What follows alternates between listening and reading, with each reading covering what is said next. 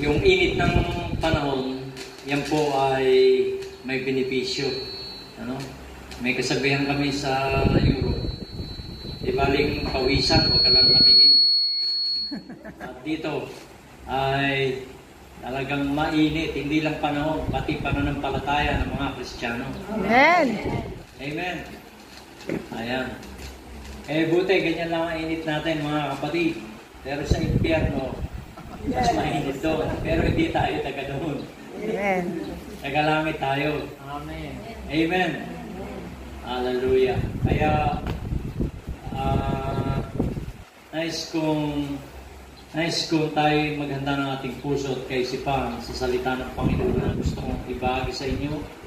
Makalimutan niyo man ang pangalan ni Pastor Ray at mukha, pero huwag niyong kakalimutan ang Panginoong Jesus, ang kanyang salita.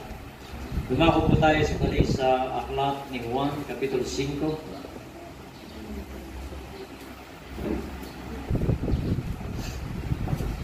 Beginning verse 1. Doon na po ba kayo? 1 chapter 5. Pagkaraan ito ay dumating ang isang pista ng mga Hudyo at pumunta si Jesus sa Jerusalem. Sa lungsod na ito, malapit sa pintuan ng mga tupa ay may malalaking impakan ng tubig na may 5 portiko. Kung tawagin ito sa wikang Hebreo ay Bethsada o sa English Bethsaida. Nasa paligid nito ang maraming may sakit, mga bulag, mga pilay at mga paralitiko. Sila'y naghihintay na gumalaw ang tubig dahil may panahon ang isang anghel ng Panginoon ay bumababa at pinapagalaw ang tubig at ang maunang lumusong sa tubig matapos na ito ay gumalaw ay gumagaling sa anumang karamdaman. May isang lalaki doon na 38 taon na may sakit. Sabihin natin 38 taon. 8 taon. Edad lang ho ng sakit yun, hindi pa yun yung edad niya. Nakita siya ni Jesus at alam niya matagal nang may sakit ang lalaki kaya tinanong niya ito, gusto mo bang gumaling? Sumagot ang may sakit, Ginoo, wala pong maglusong sa akin kapag gumalaw na ang tubig. Papunta pa lang ako, may nauna na sa akin. Sinabi sa kanya ni Jesus, tumayo ka, buhatin mo ang iyong higaan at lumakad ka. Noon di gumaling ang lalaki, binuhat ang kanyang higaan at lumakad. Nooy araw ng pamamahinga, kaya sinabi ng mga pinuno ng mga Hudyo, sa lalaking pinagaling araw ng pamamahinga, ngayon labag sa kautusan na dalhin mo ang iyong higaan. Ngunit sumagot siya, ang nagpagaling po sa akin, ang nagsabing buhatin ko ang aking higaan at lumakad ako. At Diyos ang nagpala ng kanyang salita. Amen. Amen. Tayo mag-pray. Lord, salamat po. Dinala mo ang iyong lingkod sa lakong ito, sa lugar na ito. Minsan paluwalhatiin mo ang iyong pangalan. Ikubli mo po ako sa iyong likuran. Ikaw ang mataas, makita, mapapurihan. Wala nang iba. Dear Holy Spirit, you are very much welcome in this place. Be free to move and minister to your people. Hipuin mong puso ng bawat isa at bigyan mo kami ng pangunawa sa iyong salita. Maraming pong salamat po rin ng Jesus. Amen. Amen. Ano araw po ba piyesta ng salud? Ano po? Nakalimutan niya? Ano po? Basta mahal na araw. Mahal na araw? Ano? March daw. March. Pero may piyesta po dito sa bayan niyo? Sa bayan, tapos na sa bayan. Okay, hindi na. Sa Matuloy-sa, meron niyo po, pag-piyesta kasi, yan ay, nagaya tayo ng mga taga-Israel. Punong-puno sila ng piyesta sa loob ng isang taon. Piyesta ng mga trompeta, mga ganun. Ngayon ay Feast of Fire sa Israel. Feast of Fire. Sineselebrate nila yung pagkatapos ng Feast of Purim. yung si Esther, ginamit ng Diyos para i-deliver ang mga Hebreo sa kamay ng mga Ingitero at Ingitera. Kaya yung mga naiingit sa mga Hudyo, pinitay. Kaya, kung may naiingit sa iyo, kapatid, kaya mo si Lord kumilos. Huwag mo ipapanalangin bitayin sila. Kaya mo si Lord kumilos. Ayan, maraming piyesta sa Israel. At ngayon, mga kapatid, sa Pilipinas, alam ko, maraming piyesta sa mga bayan. At papunta pa lang dito, nagkukwentuhan kami, alam nyo, Pilipinas, na impluensya ng Spain, na tayo ay maraming piyesta. Pati nga, tingnan mo mga bayan-bayan natin, nakapangalan nga sa mga santo. Noon, in-influensyahan tayo ng Kastila na tungkol sa relihiyon. Ngayon, in-influensyahan sila ng mga Pilipino tungkol sa Ebanghelyo. Amen. Amen. Kaya may Church on the Rock Spain.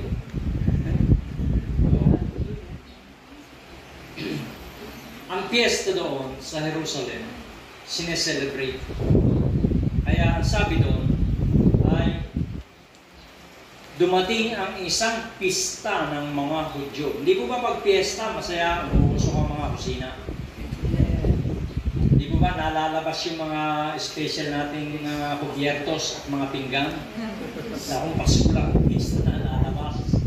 Di ba? May panggataan, may pangpansitan, may panlitsunan at pangpiesta. Kubyertos, gamit sa bahay. At yung mga kamag-anak na kahit hindi mo kumbitahin, dumarating. Piesta eh. At maghahanda ka kapag ang inibita mo ay 10, maghahanda ka ng pang-25. Dahil yung inibita mo pinsan, may kasamang barkadang 5. Ayun, yung mga ka-selfie niya, mga ka-tiktok niya. Yun po. Sa matuling sabi mga kapatid, masaya kung may piyesta. Kahit hindi mo nga kamag-anak, pwede kang tumuli. Magkikain kayo. Ganun ang kultura Pilipina, di po ba? Gutom ka pumasok, busog ka lalabas. Amen. Kung malupit to, may pabatik pa. Ano? Ay, pumunta kayo sa Spain. Kung di ka nararanasan ang pabalo, balutin mo ako. Yun yung team song, no? Okay. Natatawa kayo, no? Okay, yung bibiro, pero seryoso ko. Seryoso ko, pero okay, may pag-bibiro. Mga kapatid, Word of God ang hatid ko sa inyo.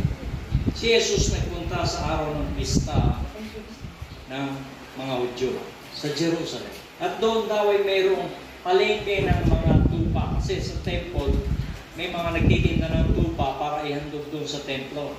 At tawag nila ay Bethesda. At doon sa Bethesda, may 5 pool na maliliit na parang swimming pool. At napapalibutan ito doon sa side na yon ng iba't ibang uri ng tao, ibang uri ng taong may sakit. Lahat na ng may sakit, doon ang healing center. Ganoon. Masasabi mo bang piyesta? Doon sa may Bethesda, sa araw ng piyesta, na ang mga tao ay nakahantusay at may mga karamdaman. Samantalang din sa may kabilang banda ng Jerusalem, ay umuusok ang mga kalan at nagkakainan, nagsasayawan, nagtutugtugan, nagkakantahan ng mga tao sa pagkatapos ng piyesta. Nagdiriwang sila. Ang Diyos mismo ang nagbigay sa kanila ng mga araw ng pagdiriwang at piyesta. Pero doon sa may Bethesda, portico, may 5 portico, walang piyesta doon, walang pagsasaya doon, sapagkat ang mga tao doon ay mga may sakit na napakaraming tao na. May mga karamdaman na nagpapahirap sa kanila na hindi man lang sila maka-attend sa fellowship, hindi man lang sila makapag-gathering, hindi man lang sila makapag-piesta at makipagsalo-salo. Bakit? May dinaramdam. Naparito ang kaway upang magnakaw, pumatay at magwasak. Ang sabi ni Juan, sa kanyang mga sulat, na parito ang anak ng Diyos, na parito ang Panginoon. No? Ang kaaway ay si Satanas ay nagkakasala simula pa nung una, pero naparito ang anak ng Diyos to destroy the works of the devil. Gawa ka ng Diyos, gawa sila ng Diyos. Napakaganda daw ng gawa ng Diyos. Sa kanyang mga mata, ang wikang Biblia, and it was good. At maganda ang kanyang nakita. At maganda ang gawa. Mabuti ang gawa ng Diyos. Kaya naparito daw si Jesus to destroy the works of the devil sa buhay ng mga tao, inaalipin at ginagawa ng masama, inaaplik ng masama. Kinonsulta ko si Uncle Google muli. Pag ala akong mapagtanungan, ay tinatanong ko si Uncle Google, ang sabi niya, yung affliction ay same ng suffering. Ano ang buhay ng taong may suffering? Kapatid, yan ba ang buhay na bigay ng Diyos? Suffering? Ano? Ang sabi ni Jesus sa John chapter 10 verse 10, subalit ako'y naparito upang kayo'y magkaroon ng buhay at buhay na kasiyasiya. Sabi naman ni James, count it all joy when you experience various trials. Hindi suffering, trials. Ano? Pagsubok. Huwag mo sasabihin, huwag mo sisihin ng Panginoon kung may pagsubok ka. Sabi doon, rejoice in the Lord. Count it all joy. Sapagkat doon ka nagmamature, pinapalakas, pinapatatag ng Panginoon. At yun yung time ng application ng iyong mga nadidinig na preaching. Yun yung application ng mga nababasa mong salita. Yun yung time na application ng iyong pananampalataya sa Diyos. Ang sabi ni Pablo, rejoice in the Lord, and again I say rejoice. Be strong in the Lord and in the power of His might. Nasaan yung nagsulat, nagsasalita? Nakakulong. Nakataan ni Gala. Amen. Nasa ilalim ng lupa.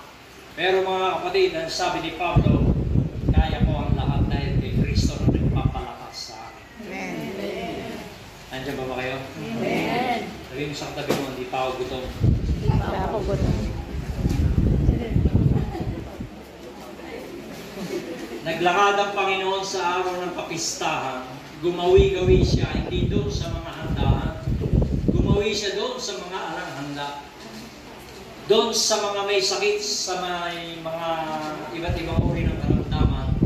At nakita niya na may tao na 38 taon nang may sakit. May word of knowledge, may gift of knowledge ang Panginoon eh. Nalalaman niya. No. Bakit nandun yung mga tao? Sapagkat naghihintay sila ng anghel na bababa sa langit at kaawakin ng anghel daw yung tubig. Pag nakita nilang gumalaw yung tubig, yung unang lumundag, lumusong sa tubig, gagaling kahit ano sakit. Naalala ko nung araw, yung mga lola ko, mga child ko, mga kapag-anak ko, doon sa Bulacan, sa bayan namin, pag may magaling na hilot doon, huhugusan doon. Pag may magaling na manggagamot doon, huhugusan doon. May libreng langis pa. Yun ang mga may sakit, pahid-pahid. Okay. No comment. Sente ko nun eh. Basta ride on lang ako sa jeep. Itong mga Hudyo, mga kapatid, they believe in God Almighty. Almighty God. They believe in angels. Totoo po, hindi ito kwentong barbero. Totoo may angel na bumababa. Grasya ng Panginoon yun. Kahit mumo, laging may grasya ang Panginoon kahit mumo lang.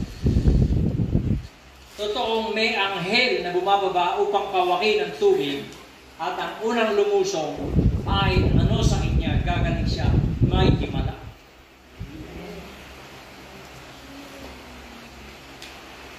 Mga kapatid, nung araw na yon, hindi alam walang kamalay nga na yung mga Hudyo, mga tao doon na nandoon, pati yung 38 taon na may sakit, walang darating na ulit. Iksi lang ang mensahe ko sa inyo. Ang pangalan niya ay nag-umpisa sa letter J, J-E-S-U-S. He's the same yesterday, today, and forever.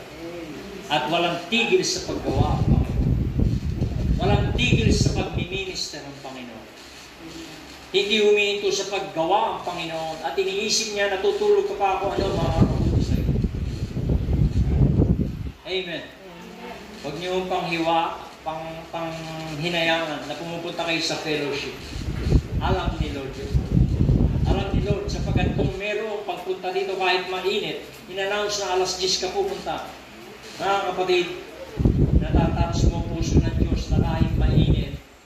The spirit is willing but the flesh ay naiinitan. Mga kapatid, yun yung faith mo at love kay Lord. Mahalaga yun. Mas mahal ang presyo mo. Bakit? Yung essence of love, yung essence ng love ay yung sacrifice. Pag walang sacrifice, kagaya sa giving, kinakailangan ramdam mo yung bigay mo. Kailangan ramdam mo yung binibigay mo sa Panginoon, pati ng meron pa, hindi yung ayoko na nito, sa'yo na lang yung t-shirt. Kesa naman tapo ko. Hindi gano'n. Yung galing sa'yo, sister, dito ko itong gloves na ito eh. Pero dahil loves kita, sa'yo na lang, bibigay ko sa'yo. Tatanim ko sa'yo. Amen. Yung mga kapatid ang nag-level up ang iyong pag-ibig. May sacrifice. Essence of sacrifice. Ramdam mo, party mo.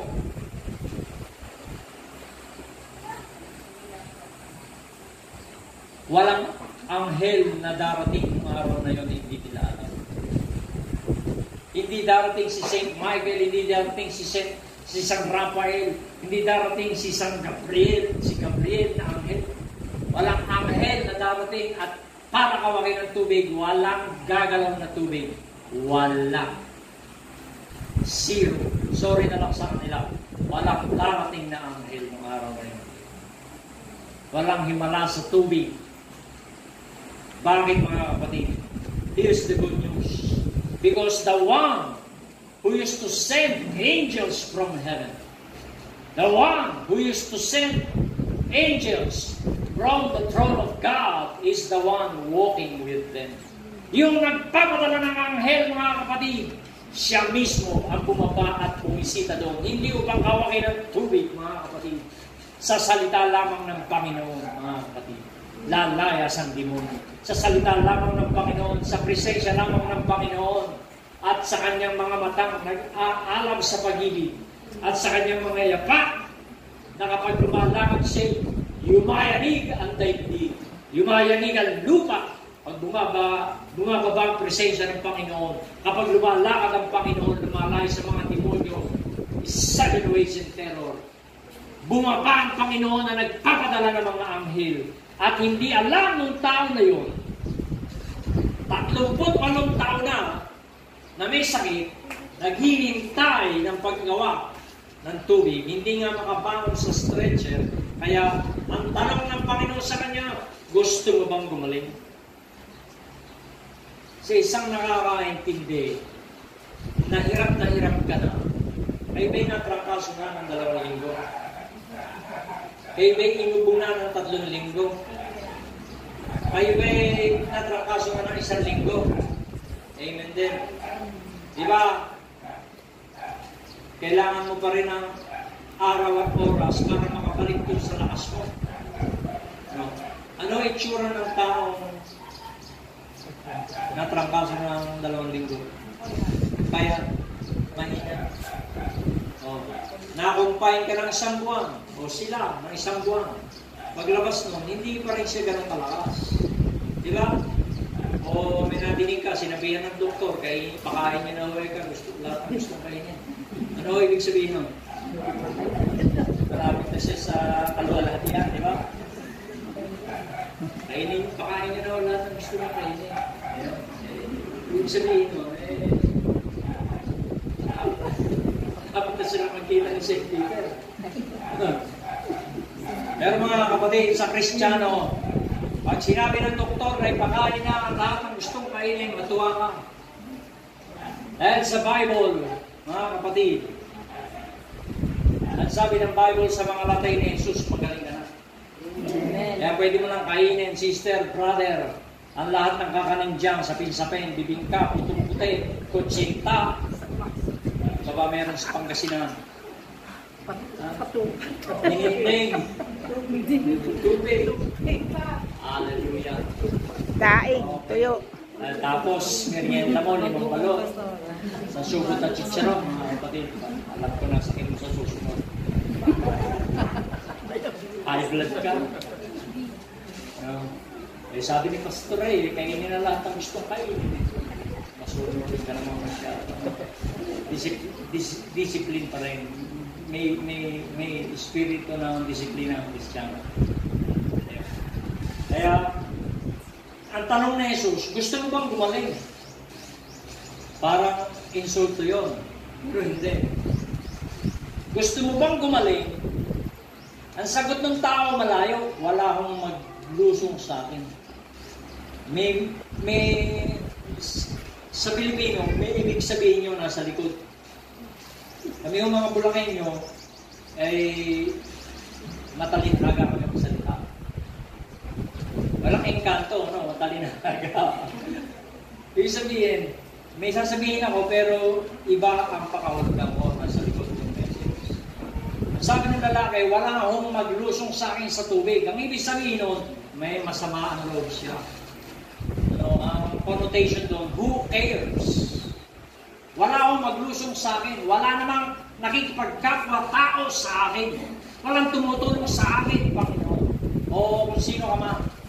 Walang maglusong sa akin. 38 years, mga kapatid, na umaasa, naghihintay ng tutulong. A little help from somebody, wala. Pag nagtatangka siyang lumusong, may nauna na. Sayang. Another day na naman. Another day, another day. Ganon kalungkot ang kanyang buhay. May sakit, may sama ng loob. Alam mo, kaya siya tinanong ng Panginoon na ganon. Hindi naman para insultuin siya. Sapagkat hindi niya kilala si Jesus. At ang kanyang focus, nasa anghel. Ang kanyang atensyon, nasa anghel. Pero hindi niya alam, Panginoon ang mga anghel ang kaharap niya. Amen. Si Jesus kaya sa tinanong upang maglagay ng bridge of communication para makuha niya yung atensyon ng tao na yun at para siya ay ipuin ng Diyos sa kanyang puso. Sa atin, na ginagamit ng Diyos, sa ating mga Christian, mga kapatid, nagsishare kami sa sasakyan kanina. Mahalaga yung tayo yung nagdadala ng mabuting balita. Yung ikaw yung liwanag. Gumawa ka ng tulay ng pakikipag-ugnayan, pakikipag-usap sa tao. Pag nakuha mo ang kanyang pansin, ipasok mo ang kayang gawin ng Panginoon. Ito na lagi kong pinipreach sa mga kapatid sa Germany. Yung iyong kamanggagawa, yung mga kasama mo sa trabaho, sa apartment, nakakahalubilo, tapigin mo lang sa balikat at alam mo kailangan niya ng tulong ng Panginoon. Sabihin mo, prayer lang yan, kapatid. Oy, gusto mo pag-pray kita? Alam mo may problema yung tao.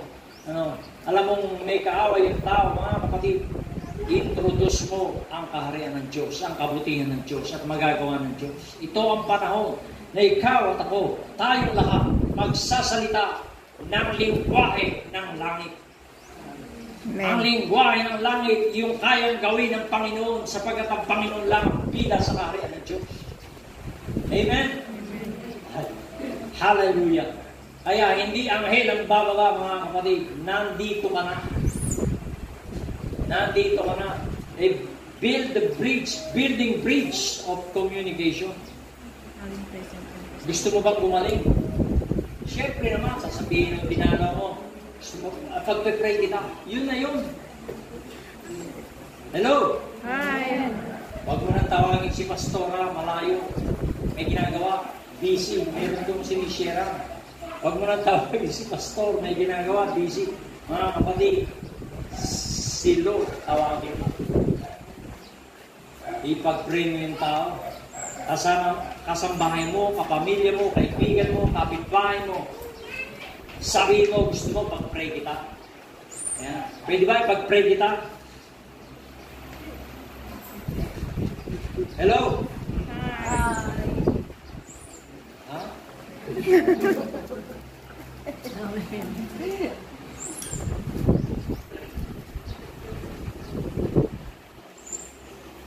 Gusto mo bang gumaling? Wala akong maglusong sa akin sa tubig eh. Kaya, sabi ng Panginoon, take up your bed and walk. 38 years. Pag stretcher, nakahiga siya sa stretcher. 38 years. Nire-representa. At hindi mo na kailangang itanong na yung tao kung may sakit o wala kapag nakahiga sa stretcher. Pinahihirapan, inaalipin siya ng stretcher. Ang sabi ng stretcher sa kanya, mahiga ka, may sakit ka, mahiga ka, wala kang lakas, mahiga ka, malapit ka na sa kalwalatian. Iyon ang pahiwatig, iyon ang larawan ng taong yun na nakahiga sa stretcher. Pero hindi dingin Diyos sa Panginoon at lumalakad si Jesus nung araw na yun doon. Kaya, ang sabi niya doon sa lalaki, bitbitin mo ang iyong hika at lumakad ka.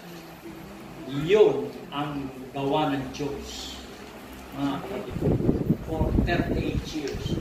Now, it's about time. It's visiting time. Pinalaya siya ng Panginoon. Hallelujah.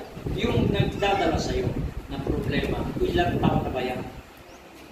Yung kabigatan mo mga kapatid na stretcher mo, na problema mo, ilang dekada na ba yan sa buhay mo? Mga kapatid, sinasabi ng Panginoon sa iyo sa tanghaling ito. In the name of Jesus Christ. Huwag mong hayaan na yung stretcher ng problema mo na yan ang magdala sa iyo. This is the word of the Lord for you. Makinig ka. Ikaw, Kristiyano, bitbitin mo ang iyong ika at lumakad ka. Sa pananampalataya mo sa Panginoon, be strong in the Lord. Ikaw ang magdala ng problema mo. Huwag ang problema mo ang magdala sa iyo. Sa pangalan ng Panginoon, use the power and the strength of the Lord. Call upon the name of the Lord. Ang sabi ni David, the Lord is my strength. Ang sabi pa, ang Panginoon ang aking tagapagligtas, ang aking manggagamot, ang aking kaligtasan, ang aking kalakasan, ang aking provider. Bitbitin mo ang iyong higaan, bitbitin mo yung nagdadala sa iyo na yan. Huwag mong hayaan, yan ang magdala sa iyo. You have the power and authority in the name of Jesus. Amen. Amen? Kaya sasabihin mo, bukang bibig mo, kaya ko ito. I can do all things through Christ who gives me strength. May ibig sabihin pala yun na mas malalim. Nilalabanan ng iyong lingwahe at pananampalataya na napakainit at nag-aalam ang bawat problema ang nakakasagupa mo sa buhay na ito sa mundo. Amen. Nilalabanan ng iyong pananampalataya lahat ng mga gawa ng dyablo at ikaw ang tagumpay. Bakit? Sa buhay mo, hindi papayag na talunan ng Diyos. Sa buhay mo, hindi papayag na malulugi ang Diyos. Bahay mo, bahay ni Jesus. Address mo, address ni Jesus. Utang mo, utang na yan ng Diyos. Bakit? Lord, ito buhay ko para sa iyo, pero yung utang mo, parang hindi kasali sa Jesus.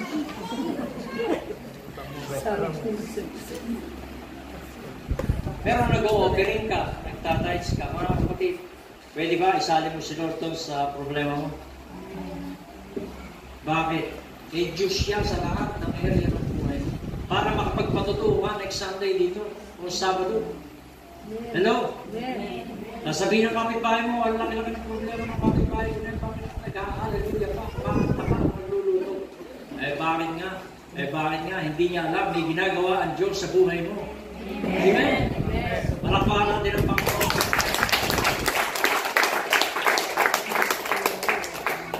Hallelujah. Ay, gusto mo yung lahat sandali?